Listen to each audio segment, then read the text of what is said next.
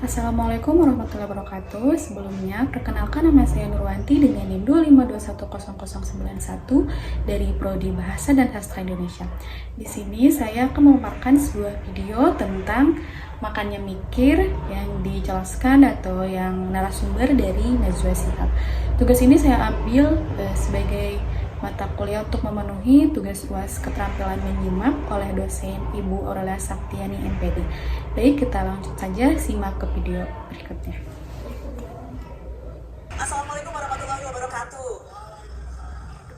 Senang sekali bisa hadir di sini dan melihat begitu banyak anak-anak muda, dede-dede kalau bahasa saya, yang antusias hadir, duduk, mendengarkan acara yang judulnya aja nyuruh mikir gitu.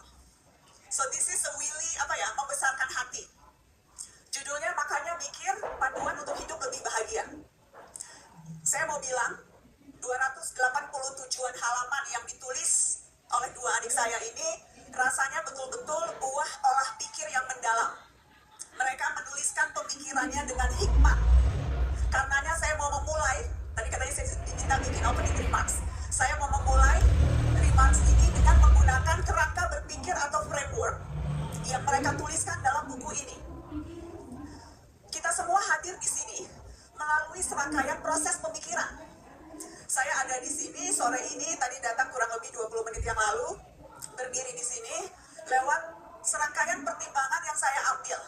Saya menerima ajakan Abigail untuk datang, saya membaca buku itu, saya punya tujuan tertentu, dan saya punya rangkaian konsekuensi yang saya harapkan akan terwujud dengan saya memenuhi undangan itu. Saya mau datang karena saya mau tahu lebih banyak tentang buku ini. Saya mau ketemu dua adik penulis ini. Saya mau diskusi dengan teman-teman. Saya ingin kehadiran saya bisa sedikit mendorong lebih banyak lagi orang yang mau membaca buku ini agar pesannya lebih tergaung. Dan saya yakin teman-teman datang ke sini juga melalui proses pemikiran. Apa tuh? Ya, betul sekali apa yang sudah disampaikan oleh beliau tentang makannya mikir. Segala sesuatu yang kita jalankan atau yang ingin kita lakukan, pasti ada beberapa proses, contohnya yaitu berpikir dulu terlebih dahulu. Dan tujuannya untuk apa? Mari kita simak.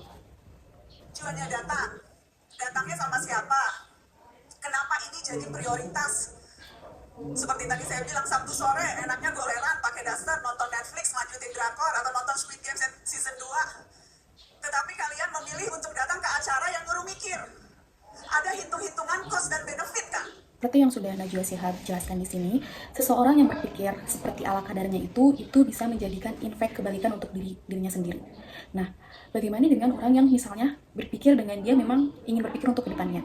Itu pasti akan mendapatkan benefit untuk diri kita sendiri pastinya. Berbeda dengan orang yang berpikir seala kadarnya. Kita mau jadi penyebab, atau kita mau sekedar hanya yang terdampak? Dan itu diuji dari bagaimana cara kita berpikir. Nah, betul juga, saya sangat setuju dengan argumen dari Najwa Shihab ini. Beliau mengatakan kita ingin menjadi penyebab atau sebaliknya kan. Dengan kita mau baca sebuah buku itu kan sudah termasuk kita sudah berpikir. Terus kadang berargumentasi, loh kenapa kita harus mikir lagi? Karena setelah kita baca buku itu ataupun mau baca buku itu, kita pasti akan berpikir dulu kan. Nah, kita simak penjelasan yang sebelumnya lagi. Itu banyak teks, sehingga aktivitas kognitifnya, penggunanya seharusnya membaca. Kerap kali itu tidak melalui proses yang tepat. Jadi proses kita mencerna informasi itu tidak melalui metode yang tepat, sehingga ketika kita membaca pun itu bukan membaca. Dan itu bisa terlihat dengan bagaimana kita berinteraksi di media sosial. Perilaku netizen di dunia digital yang terkadang jauh dari nalar atau sulit diterima logika. Padahal sekali lagi platformnya kan banyak teks ya. Itu kan artinya membaca ya dalam tanda kutip. Tetapi tidak menggunakan kerangka berpikir yang pas. Ini saya sangat setuju. Terkadang kita memang tinggal membaca teks contohnya, tetapi kadang kita tidak sesuai dengan kerangkanya gitu. Jadi yang membuat kita untuk berpikir itu sangat contohnya, ya sudahlah, saya hanya ingin membaca buku ini tanpa saya harus berpikir. Ya mungkin sebagian orang ada yang seperti itu.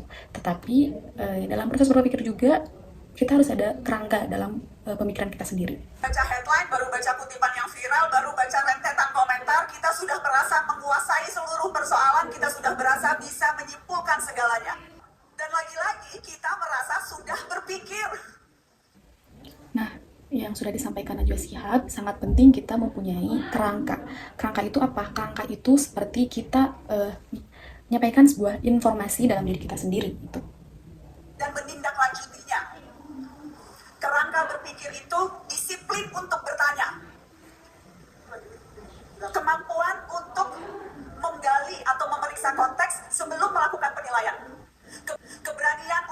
menguji sudut pandang dengan fakta dan logika. Itu kerangka. Nah, contoh kerangkanya itu adalah kita ada sebuah fakta, apakah itu sebuah fakta yang benar ataupun tidak.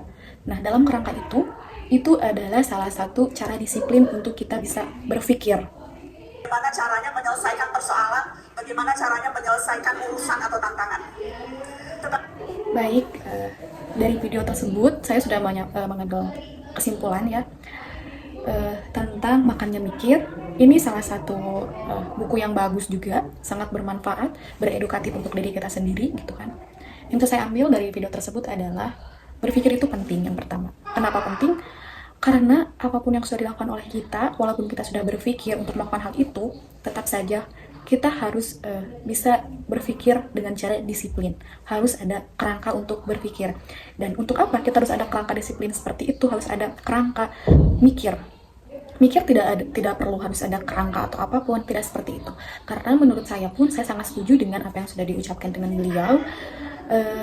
Karena dengan pikiran kita ini, karena dengan pikiran tersebut, kita bisa membedakan mana opini, terus mana fakta dan mana yang tidak fakta. Biasanya kita hanya menyimpulkan dengan sesaat. Contohnya seperti yang viral di medsos ataupun apapun itu, biasanya kita berpikir, menyimpulkan lalu berpikir. Nah, dari berpikir itu biasanya kita akan dapat feedback dalam diri kita sendiri atau malah merugikan untuk diri kita sendiri. Mungkin hanya itu yang bisa saya paparkan dan saya sampaikan, dan saya sangat setuju dengan apa yang sudah dikatakan oleh beliau. Sekian dan terima kasih. Wassalamualaikum warahmatullahi wabarakatuh.